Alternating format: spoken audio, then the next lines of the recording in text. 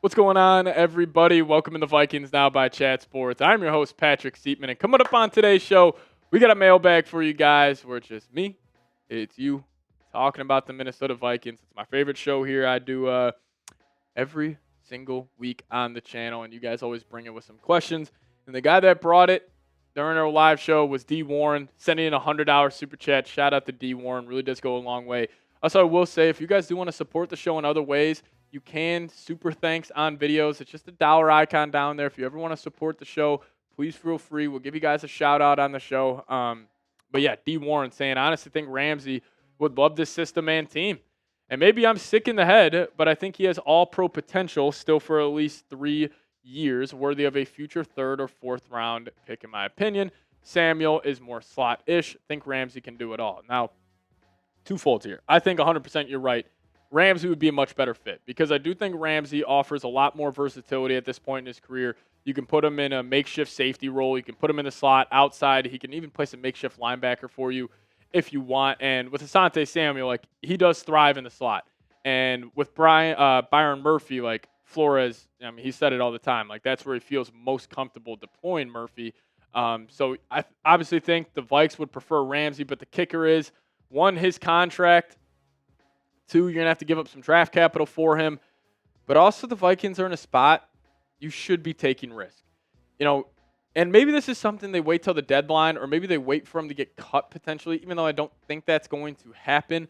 But I would be a fan of a Ramsey trade.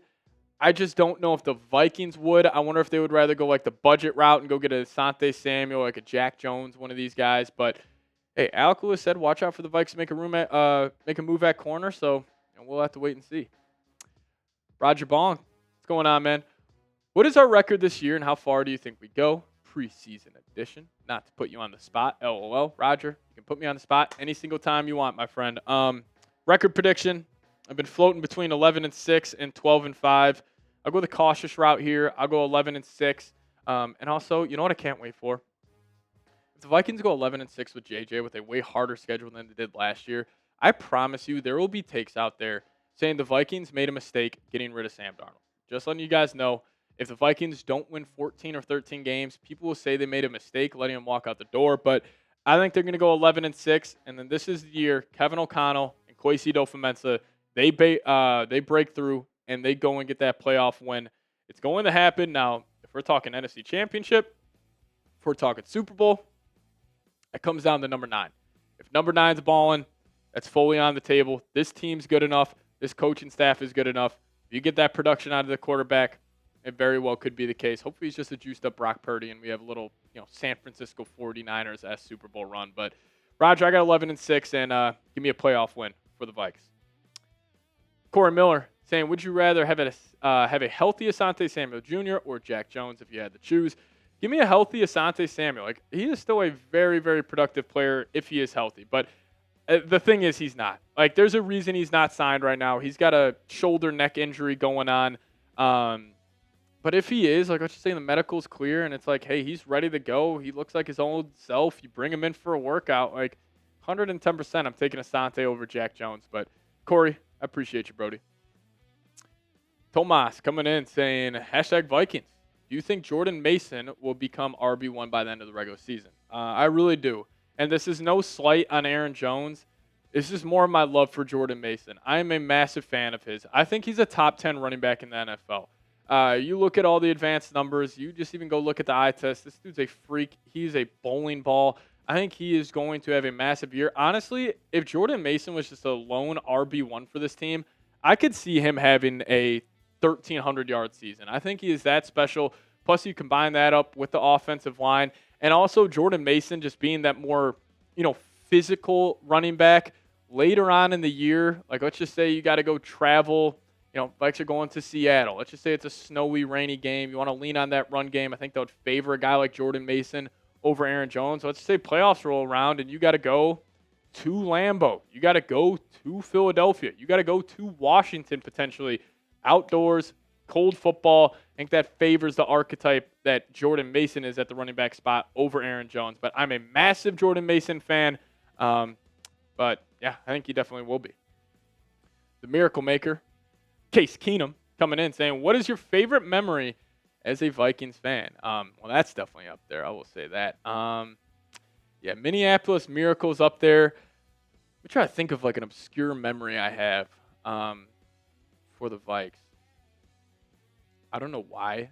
I just thought about the Teddy Bridgewater like 5 touchdown game versus Chicago Bears when they're playing at the University of Minnesota. I thought of that one. Honestly, the Rudolph push-off win versus the New Orleans Saints, that's up there for me. Other favorite memories I got.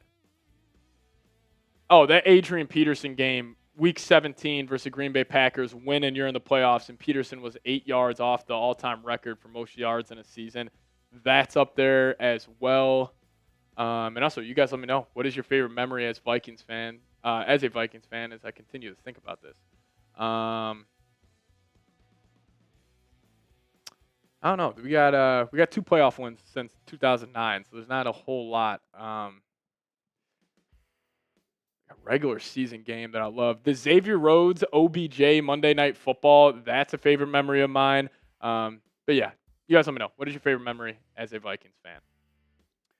Now we get some more of your questions around the Minnesota Vikings here in a second, but we got a new product here at Vikings Now by Chat Sports.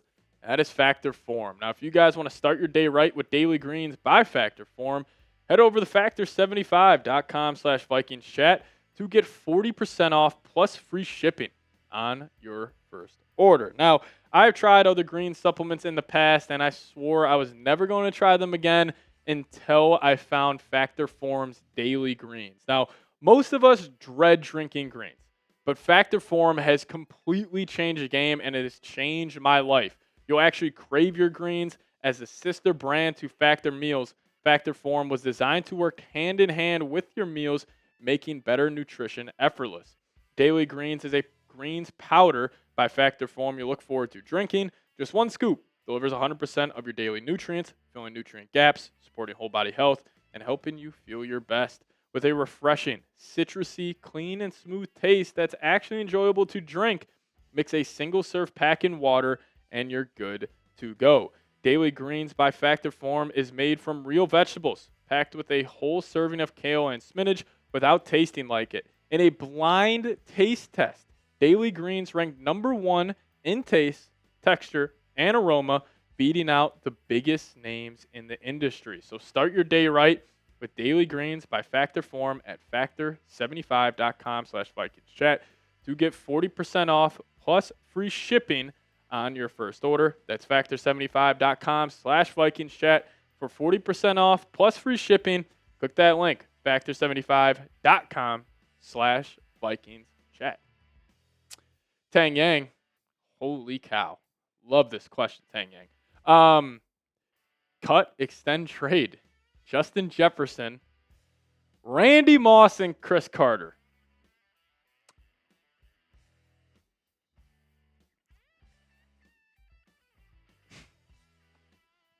This is a messed up question, Tang. I'm cutting Chris Carter, unfortunately. Sorry about that, CC.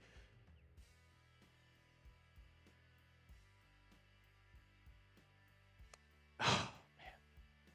Justin Jefferson or Randy Moss? Justin Jefferson or Randy Moss?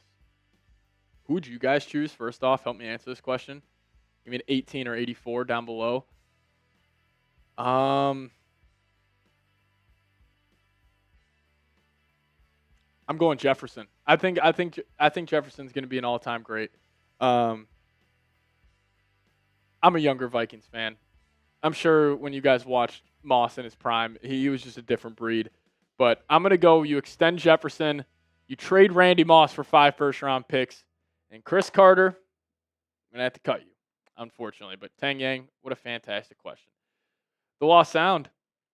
Do you think Ty Felton gets some touches this year? Yeah, 100% I do. I mean, you spend a third-round pick on a guy that, he's got all types of talent, and especially if Addison is going to get suspended. Like, he will be in the rotation during the first couple of weeks while he is serving that suspension. But even when he's there, like, I don't think it's a guarantee by any means that Jalen Naylor is a surefire, wide receiver 3. Like, I'm sure there's games where Ty Felton's getting in there. But that would definitely be a battle. Ty Felton, Jalen Naylor, watch out for that during training camp. Watch out for that in the preseason. But, yeah, him just getting touches, like, he's too explosive with the ball in his hands to not get him touches. So, all sound good question, but 100%. Big O Beast, probably the hottest take ever. Saying a hot take, Sam Darnold and J.J. McCarthy would be 1 and 2 in MVP votes. Could you imagine that? that would actually be awesome. It'd just be like a Vikings fan dream for a season, I think. Like Vikings Seahawks NFC Championship would be unreal. You know what's a doomsday Super Bowl for Vikings fan? And I had this thought the other day, and I have not shared it yet. And by any means, there's very little chance this happens. But what if it's a Steelers-Seahawks Super Bowl? And it's Sam Darnold versus Aaron Rodgers, and the Vikes are like 6-11, 7-10. Oh my God, we will be clowned on by everybody for right reason if that ends up being the case. Like we would question the evaluators in the Vikings organization, but that's definitely a hot take. Hopefully J.J. McCarthy's won in MVP votes there. But Tom Lyles coming in. What would it take to trade for Puka Nacua? It would take a whole lot. I mean, the Rams probably, and the Rams value Puka Nacua just as much as the Vikings value Justin Jefferson. Like, especially with Sean McVay, that system, you got to be able to block on the outside. He's one of the best run blocking wide receivers in the game. I think Puka is honestly one of the most underrated receivers in the National Football League. I think he is borderline top 5, if not that 5th spot. But to take a trade for Puka, like it would probably be Jordan Addison because they would want a receiver back and 2 first. Like you would need to overpay. Am I saying Puka's worth that? I don't know, but just with how valuable he is in that organization, probably take a whole lot. Lost Sound, what up, man? Panthers on top, hot take. Yeah, we're doing my division rankings. If you guys saw that show from early on this week, but he had the Panthers win the AFC South. I mean, it's definitely like on the table. I just think the Buccaneers are going to run away with that division. I think they're actually a dark horse to win the NFC. I love Baker. I love their offensive personnel. Good O-line, fantastic weapons. Honestly, if you had to take a wide receiver trio, a running back, and a tight end, I could make the argument that the Buccaneers are number 1. K. Dotton, I think he's the most underrated tight end in the league. Don't get mad at me for saying this. I'd rather have K. Dotton than T.J. Hawkinson. I think Bucky Irving, I'd rather have him than Jordan Mason or Aaron Jones. And then the 3 wide receivers, like, yes, I would take Jordan Addison and Justin Jefferson over Mike Evans and Chris Godwin. But their third guy being Emeka Egbuka, that's disgusting. So, yeah, I think the Bucs are going to win that division. But who knows? Maybe a Bryce Young breakout could potentially get them on top. Trey Brown saying, #Vikings, can you do a full episode with you and Dylan talking about the Vikes? 100%. I would, maybe that would be like a little podcasty. Like maybe it's me and Dylan sitting down in a studio with just 2 mics and just chopping it up about, the Vikes, the whole NFC North.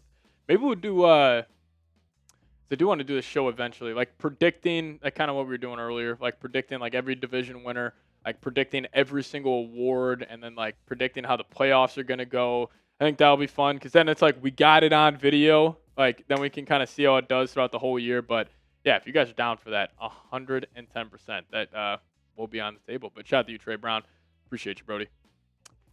If you guys also want to hit me up on Twitter for any more questions around the Vikings, if we did not get to your question here on the show, hit me up over there. That's the handle @PatSeeps. We'll see you guys next time. As always, Skol Vikes.